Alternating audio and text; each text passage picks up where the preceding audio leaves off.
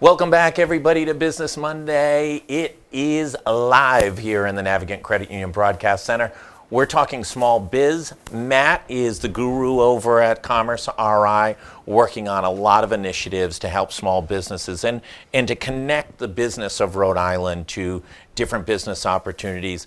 Alison Bologna obviously was just on, singing your praises. I don't want to know what that envelope was that passed between the two of you, but she was all about you and the help that you've provided. Talk a little bit about the basic overview of the programs you run. Absolutely, Josh. Thanks for having me today. Absolutely. I'm born and bred Rhode Islander, so it was good to be part of a great local brand here, working with great companies. But my work at Commerce is a privilege in reality, and I manage our business advisory team. In that capacity, the program Supply RI that Alison mentioned is really one of my main areas of focus. And what we do with Supply RI is we really broker the interaction between the large anchor institutions in the state and the smaller, sometimes not so small suppliers that want to do business with those institutions. So it's really a great forum for suppliers, small businesses here in Rhode Island, which is the majority of our business footprint, and the large anchors to get closer together to increase those collisions to get some more business done.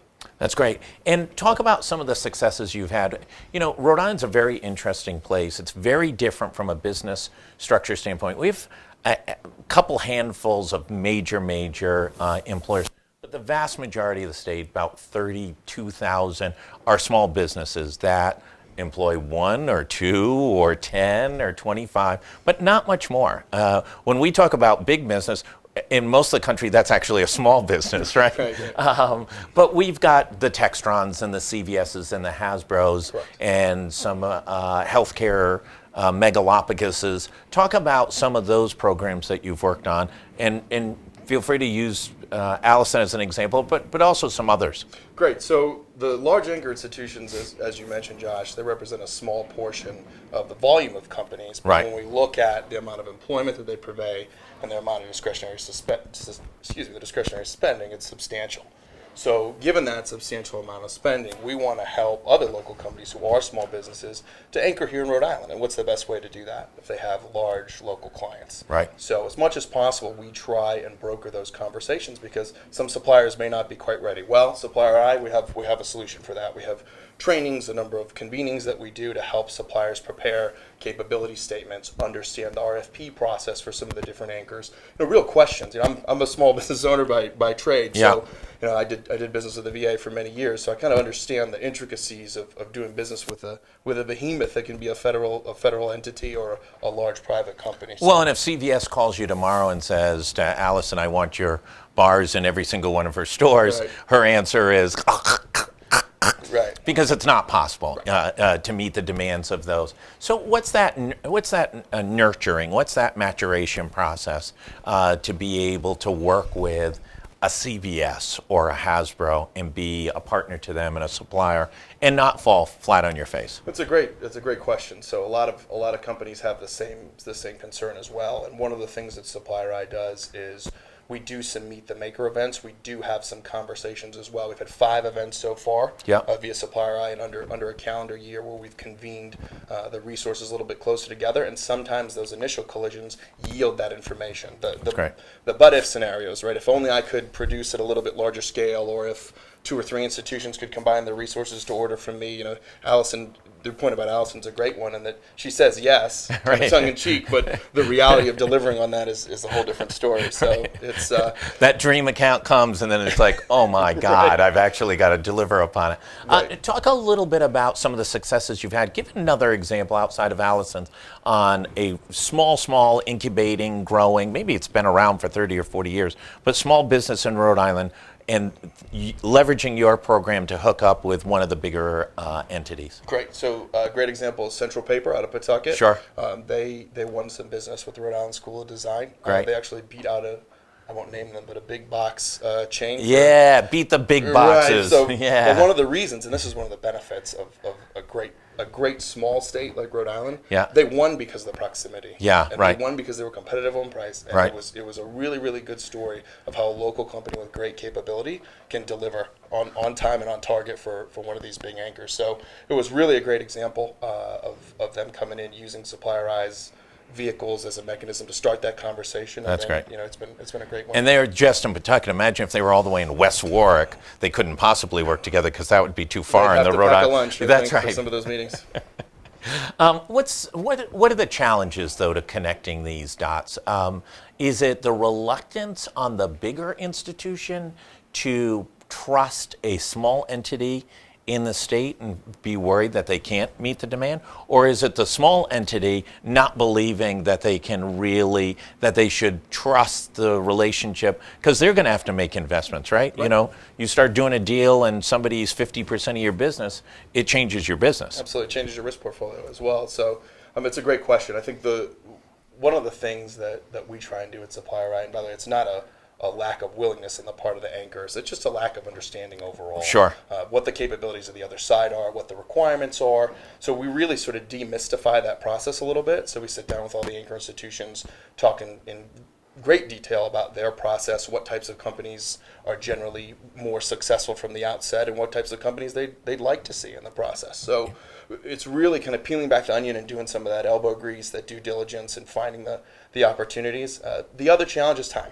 Yeah. Procurement cycles are not short, right? Especially for these large institutions. So some things may not be up for rebid for some period of time. So just kind of keeping everyone apprised of the timeline, and that's another challenge that we face. If you had unlimited resources, how would this transform? Just to be totally clear, I don't have unlimited resources. But if I did, I would absolutely bring on more anchor institutions to be a part of this. I would find a way to really spread the word in greater detail up to the supplier base, because I think once we start to get the ball rolling with more and more of these success stories, I think suppliers will see that there's definitely a path. Rhode Island's one of, I think, 5 states in the country that does not give a preference to in-state companies on bidding for state business.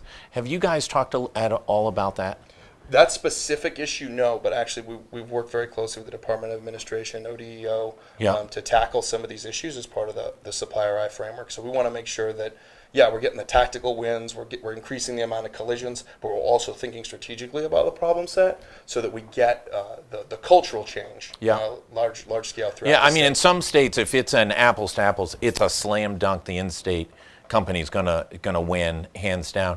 In Rhode Island, there's no in-state win by preference at procurement, which doesn't really seem to make a lot of sense. But way smarter people than you and I are making those decisions. For me, but no, I appreciate that suggestion. I think we've got a lot of willing participants on the state side of the house, and how we can take the right cracks at this egg and really solve the problem for small businesses.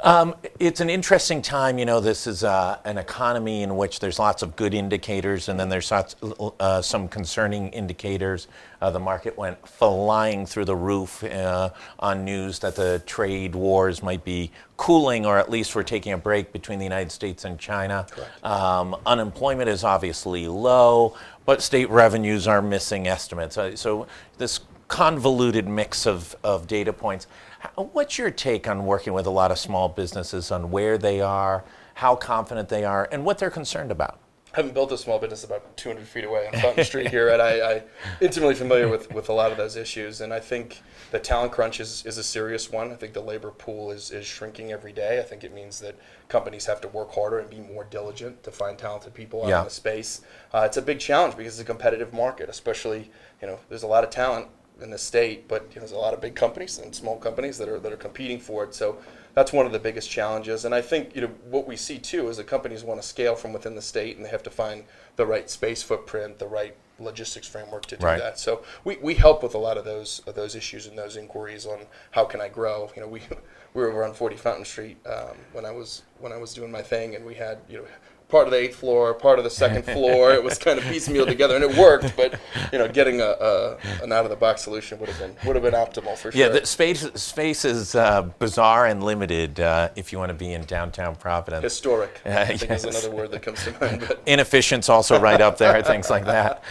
Listen, anything else we should know? And if somebody's tuning in, people may not understand what the scope of their company. Talk about the deep ends of who's sitting there. Is it everybody from a caterer on to a small manufacturer? Who should think about this program and give you a call? when I started at Commerce, Josh, I was so surprised at the array of businesses and companies that, even being in the space for a while, I didn't know they existed. Yeah. And there's a lot of businesses out there that have really unique capabilities, and we definitely want to hear from everyone. We have events in Supplier Eye catered to manufacturing, food industry. We've had events based on personnel services, kind of a little bit more general type of activity and direct procurement. So if you're a business out there and you have questions about doing business with a large anchor institution, you can call the hotline, 521-HELP. Reach out. You'll get a member of my team, maybe even me. Yeah, that's great. But we're happy to answer questions and talk a little bit more about it. We can get suppliers registered in the database and keep you apprised of what's going on. Great, Matt. Thanks so much. Stay right here. Going to wrap up for the 3 o'clock hour. We'll be back at 4 o'clock.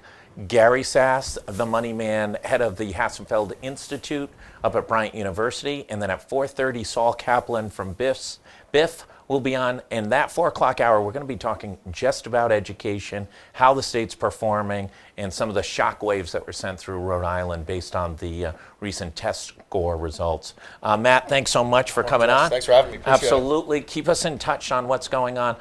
Thanks, everybody, for tuning in to Business Monday, the Small Biz section here at the Navigant Credit Union Broadcast Center.